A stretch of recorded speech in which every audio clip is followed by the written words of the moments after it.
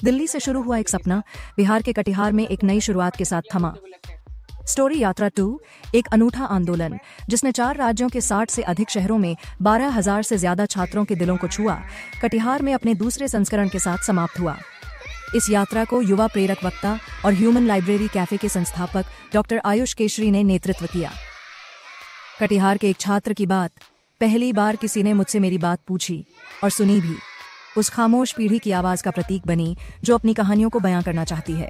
मार्च 2025 में दिल्ली से शुरू हुई यह यात्रा उत्तर प्रदेश, बिहार सहित कई राज्यों के गांवों और कस्बों तक पहुंची, जहां इसने बच्चों की कहानियों को न केवल सुना बल्कि उन्हें भारत की सामाजिक चेतना के मंच तक पहुंचाया।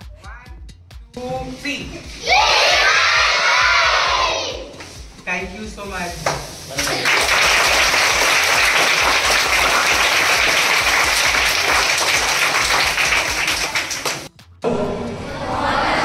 कितना अच्छा, क्या सीखा आप लोगों ने?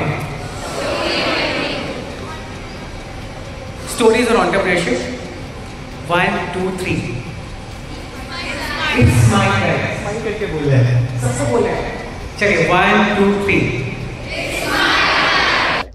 और किसी ने कहा है कि दुनिया आइटम से नहीं, न्यूक्लियर से नहीं, वो स्टोरी से बनी है। तो स्टोरी जब भी आपको आपके जीवन में किसी न किसी की स्टोरीज या किसी न किसी की कहानी आपको भी मोटिवेट किया होगा, आपको जो आज आप हैं उस कहानियों कहीं ना कहीं आपके जीवन में योगदान रहा होगा। मुझे लगता है कहानियों का हमारे जीवन में बहुत बहुत गहरा रिलेशन है और कहानियों से ही हम हैं आज। तो जो भी हमारे जीवन में घट रहा है या घटेगा या जो है हम या जो से सोचते हैं, वो सब कहानियों ने हमें शेप किया है, वो थॉट प्रोसेस बिल्ड करने में, वो अंडरस्टैंडिंग तक पहुंचने में, ये जो भी डिसीजंस हमने लिया कहीं ना कहीं कहानियों का भी रोल है। मेरी इस कहानी की यात्रा में, इस स्टोरी यात्रा में, जब मैं अलग अलग स्कूल्स में पहुंचा तो मुझे पता था कि मैं बहुत कुछ नहीं दे सकता उन बच्चों को, फाइनेंशियली हेल्प नहीं कर सकता, उनके बहुत सारी चीज़ों को मैं उनकी मौत तक नहीं पहुंचा सकता, लेकिन मुझे एक चीज़ पता था कि मैं उनको क्या कर सकता हूँ। मैं उनको हेल्प कर सकता हूँ सपने दिखाने में, मैं उनको हेल्प कर सकता हूँ कि सपने को कैसे पूरा करेंगे, मैं उनको वो मोटिवेशन दे सकता हूँ कि जीवन भर उनके साथ रहे। कहानियों के साथ एक अच्छी बात है, अगर आपने एक बार सुनी है ना और ढंग से इंटरेस्ट लिया है तो जहन में रहेगी आपके, और आज नहीं तो कल आपको ज़रूर याद आएगी। और जो एक्सपीरियंसेस आपने कहानी के थ्रू सीखा है वो आपको आपके राइट टाइम पे जब एक्सपीरियंसेस की बात आएगी तो ज़रूर हेल्प करेगी। मैं बच्चों को जब कहानियाँ सुनाता था ना, कहानियों से एक अच्छी बात क्या होती है, जब आप कहानियाँ सुनते हैं तो केवल सुनते नहीं हैं, आप इंगेज होते हैं उसमें। हम लोग कई बार बोलते हैं जब मेंटली, जैसे आप मुझे सुन रहे होंगे, हो सकता है आपके दिमाग में बहुत कुछ चल रहा हो और हमारे दिमाग में चलता रहता है। मेंटली हम हो सकते हैं वहाँ पे, फिजिकली वहाँ पे हों, मेंटली हम कहीं और होते हैं और हमारे दिमाग में बहुत सारे थॉट्स एकदम क्रॉस करते रहते हैं, बहुत कुछ चलता रहता है। स्टोरीज के साथ एक अच्छी बात यह है कि जब आपके साथ आता है ना तो आप उसमें घुस जाते हैं, आप मेंटली और फिजिकली दोनों जगहों पे रिलेट कर पाते हैं, और जब वहाँ पहुँचते हैं तो आप इंटरैक्ट करते हैं, इंगेज रहते हैं, इमेजिनेशन में चल जाते हैं। उस दौरान आपकी मेमोरी स्ट्रांग हो जाती है, तो जो आपने जो भी सीखा वो याद रहेगा।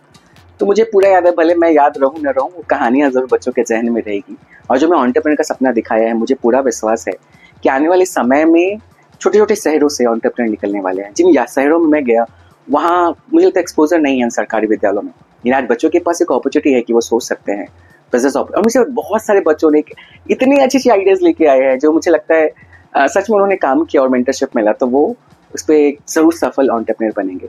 और आज नहीं तो 10 साल बाद, 15 साल बाद जब उनको बनेंगे तो मुझे याद करेंगे कि यार एक बंदा तो आया था हमारे स्कूल में, उसने ऐसा कुछ बोला। दूसरा, मैंने बच्चों को सिखाया कि हाँ, स्माइल करना बहुत ज़रूरी है लाइफ में। और मैं हमेशा मानता हूँ कि जीवन में खुश रहना ज़रूरी है। हम सब कुछ खुश रहने के लिए करते हैं, खुश रहने के लिए कुछ और नहीं चाहिए, केवल आपको स्माइल करना है। और आप स्माइल करते हैं ना, आपके ब्रेन को सिग्नल जाता है कि आप खुश हैं। मैंने बच्चों को ही सिखाया और मैं खुद भी करता रहता हूँ। अगर आप मुझे कई बार मेरे वीडियोज़ में भी देखेंगे तो आप देखेंगे मैं स्माइल करता रहता हूँ। मैंने बच्चों को स्माइल करना सिखाया है, मुझे लगता है वो बच्चों के साथ रहेगा। और तीसरी बात जो मुझे लगता है इस यात्रा में जो मैंने